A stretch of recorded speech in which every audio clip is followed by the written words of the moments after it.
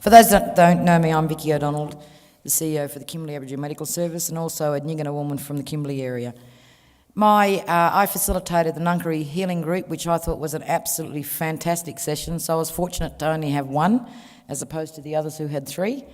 One of the key recommendations that I think most of the group got out of this is that the culture, and in particular our traditional medicine, needs to be embedded into the Western medicine world, is one of the key outstanding things that came out of it.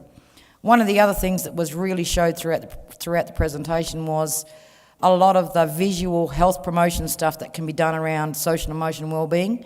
They gave examples of two books that they're written but they haven't been published yet. One was about a young girl who has been brought up in a sad life. You know, her mother was drinking and all the things that go wrong with that, you know, being in that sort of lifestyle. Another story about a young girl who has parents who are looking after her. She goes to school and her outcome, so it was two different versions but very real to what happens in everyday life with our mob.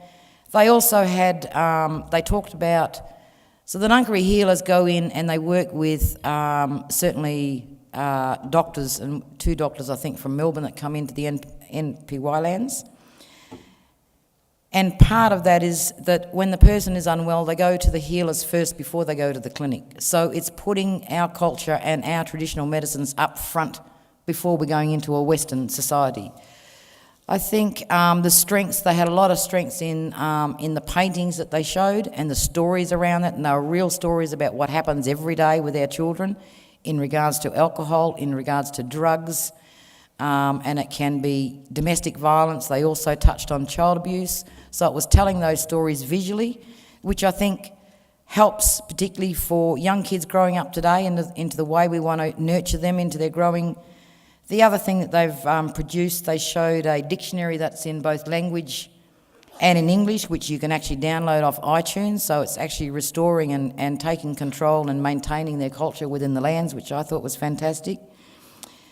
And I think, and they acknowledged at the end that they've won a number of awards and around certainly the health promotion stuff that they've done, in particular to do with mental health and with trauma. So I think, unless I've missed anything, one of the biggest things that's come out of the whole discussion was the fact that traditional medicine and acknowledgement for our traditional healers needs to be embedded into Western society.